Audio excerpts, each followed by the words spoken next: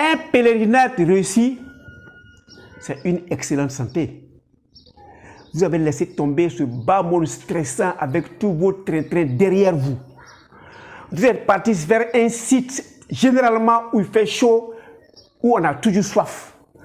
Malgré cela, vous avez réussi les différentes activités physiques, vous avez réussi votre rite et rituel, vous sortirez en excellente santé à la seule condition si vous tenez compte de ce qui rentre dans votre bouche.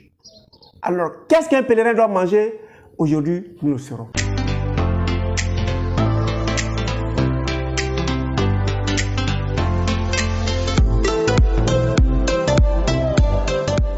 Bienvenue à Objectif Santé, votre chaîne de bien-être qui vous permettra de comprendre qu'autour de nous, il y a tout ce dont nous avons besoin pour mieux vivre.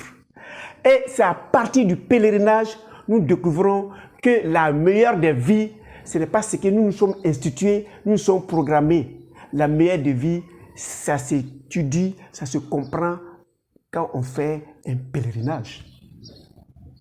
Je suis docteur nature. Je m'en vais vous faire découvrir la médecine de la santé. Si vous vous mettez à l'appliquer, vous vivrez heureux durant votre court séjour terrestre et vous n'aurez jamais peur du lendemain parce que vous savez que le lendemain va se produire. Pour tous ceux qui ont accepté de faire un pèlerinage, ils ont accepté dans leur subconscient qu'un jour, leur séjour là va finir et la photocopie de la mort, c'est le pèlerinage. Vous avez accepté de sortir de votre train-train quotidien avec toute votre richesse, avec vos télévisions, vos enfants, vos petits-enfants. Vous avez tout laissé derrière vous. Ça, c'est un courage. Le second élément, vous partez dans une zone où vous ne connaissez personne, où personne ne vous connaît. Ça, c'est le deuxième courage. Troisième, vous partez vivre avec des inconnus. Vous les acceptez, ils vous acceptent. Vous découvrez que vous êtes spirituellement plus élevé que certains. Vous découvrez que certains sont plus élevés que vous. Mais vous, ce que vous allez découvrir, plus vous allez savoir qu'il est plus spirituel que vous, vous allez découvrir qu'il a tourné le dos de ce bas monde il y a très longtemps. Et vous faites des exercices par un petit guide là, avec votre milliard, étant président de votre pays, étant PDG de votre interne multinationale, vous allez le laisser un monsieur qui est là, qui ne vit que de ça, qui va vous dire, asseyez-vous, levez-vous. C'est à 4h du matin, on va aujourd'hui là. Vous attendez ici à 13h, on va prier à 13h. Lui va vous ordonner. Ça, c'est vous avez accepté l'humilité. Si après ça, vous avez revu votre régime nutritionnel, vous sortirez de votre pèlerinage, quel que soit le temps mis, en excellente santé. Quelle que soit la maladie, même si elle est chronique, elle va quitter dans un état de chronicité et vous allez tendre vers une guérison où vous ne savez même pas comment ça se produit. On peut mettre ça dans le miracle, mais nous, dans la santé, on dit vous avez respecté certaines règles de la nature et la nature ne trahit jamais, la nature vous rend bien. Alors, qu'est-ce qu'on doit manger au pèlerinage? Nous le voyons dans la vidéo et nous allons conclure aujourd'hui. لبيك اللهم لبيك لبيك لا شريك لك لبيك إن الحمد والنعمة لك والملك لا شريك له.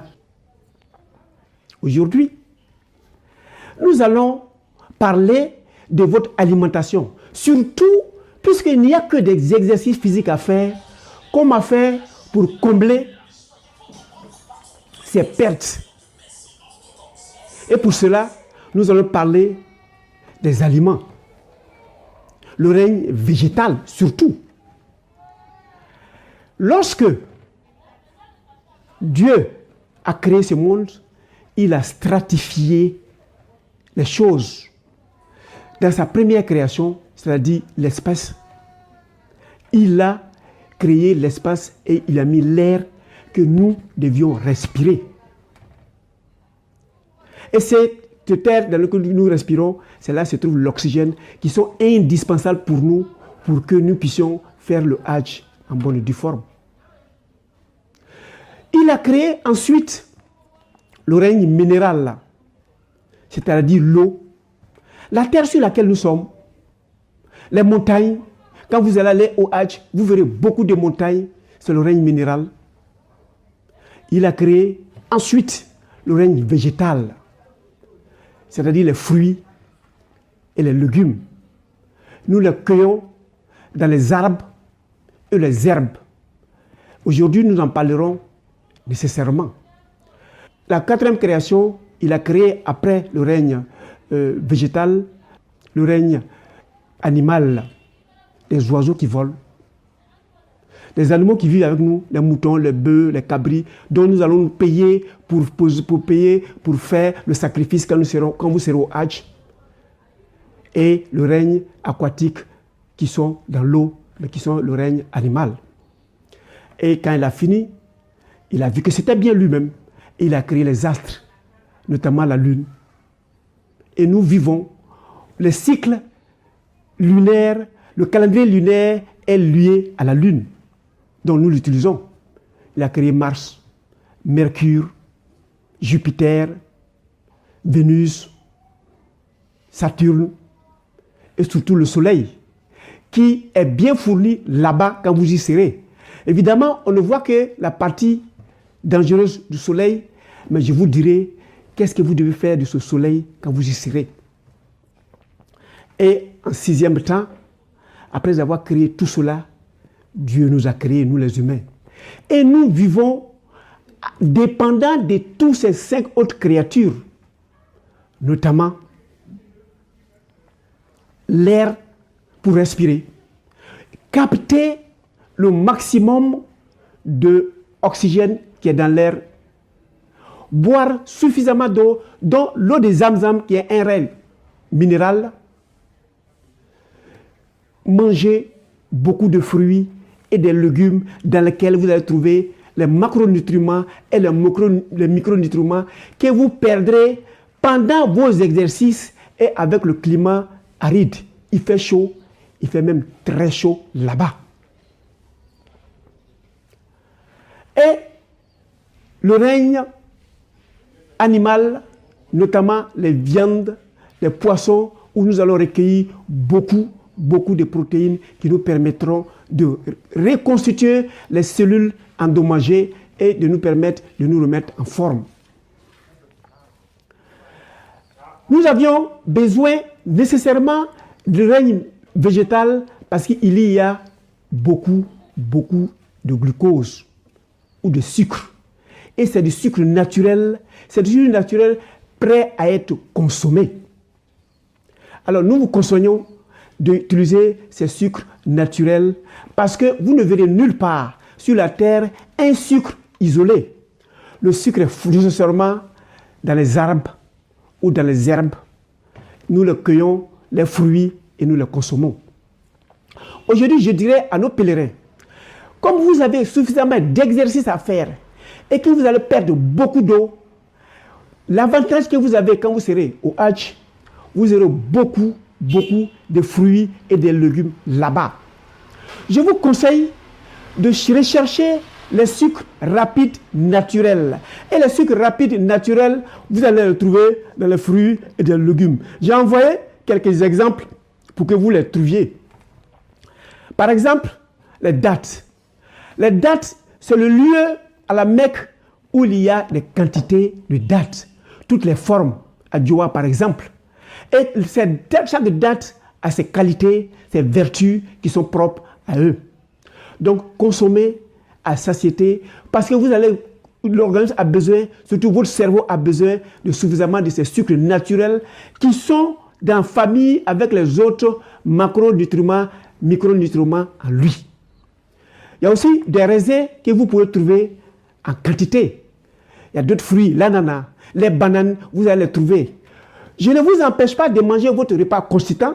Ce n'est pas là-bas que vous allez changer votre régime nutritionnel, mais je vous dis, pour les exercices que vous faites, vous aurez besoin de beaucoup de sucre, de beaucoup de glucose, et ces glucoses, vous allez les retrouver dans les fruits et dans les légumes. Et je m'avais vous dit, vous les avez en quantité, et ce n'est pas du tout cher.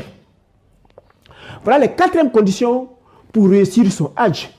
Plus, vous allez manger 60%, ça c'est du miel, ça c'est de l'ananas, ça c'est des raisins, ça c'est des dattes vous avez des bananes, vous avez tous les fruits, des pommes, vous allez les trouver là-bas. Il faut les consommer au moins 60% dans votre régime nutritionnel là-bas. Ça permettra de faire la compensation de vos pertes pendant que vous êtes en train de faire ces exercices physiques. Il y en a tellement. Alors il faut que vous réussissiez. Et je vous exhorte, tant que vous pouvez le faire sans l'aide extérieure, faites-le.